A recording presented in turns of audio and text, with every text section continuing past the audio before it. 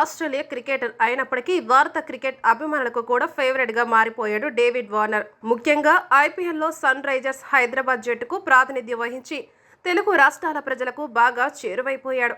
అలాగే తెలుగు సినిమాల్లో songs, dialogues కి రీల్స్ చేస్తూ తెలుగు ఆడియన్స్ అభిమానం సొంతం చేసుకున్నాడు. ముఖ్యంగా అల్లు అర్జున్ పుష్ప సినిమాకు వార్నర్ చేసిన రీల్స్ బాగా ఫేమస్ అయ్యాయి. దీంతో చాలా మంది అభిమానులు అతన్ని సినిమాల్లో నటించాలని కోరారు. ఈ కోరిక ఇప్పుడు నెరవేరనుంది. ఇప్పటి వరకు క్రికెట్ మైదానంలో మాత్రమే కనిపించిన డేవిడ్ బాయ్ ఇప్పుడు వెండితెరపైన దర్శనమివ్వనున్నాడు. నితిన్ హీరోగా నటిస్తున్న రాబిన్ హుడ్ సినిమాలో ఈ ఆసీస్ క్రికెటర్ ఓ కీలక పాత్ర పోషించనున్నాడు. ఈ విషయాన్ని ఇటీవల అఫీషియల్ గా అనౌన్స్ చేశారు మేకర్స్. డేవిడ్ పుట్టినరోజు సందర్భంగా from boundary to box office Telugu సినిమాకు స్వాగతం డేవిడ్ వార్నర్ అంటూ పోస్టర్ను రిలీజ్ చేస్తారు.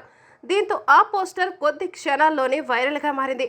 ఇదిలా ఉంటే రాబిన్ హుడ్ సినిమా కోసం డేవిడ్ వార్నర్ ఎంత రెమ్యునరేషన్ తీసుకోనున్నారని నెట్టింట ఆసక్తికర చర్చ జరుగుతుంది.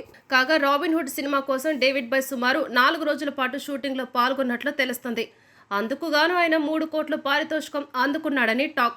అలాగే సినిమా ప్రమోషన్స్ లో సైతం పాల్గొనడం కోసం అదనంగా 1 కోటి తీసుకుంటున్నట్లు ప్రచారం జరుగుతుంది. అయితే ప్రస్తుతానికి ఇవన్నీ ఊహాగానాలు మాత్రమే.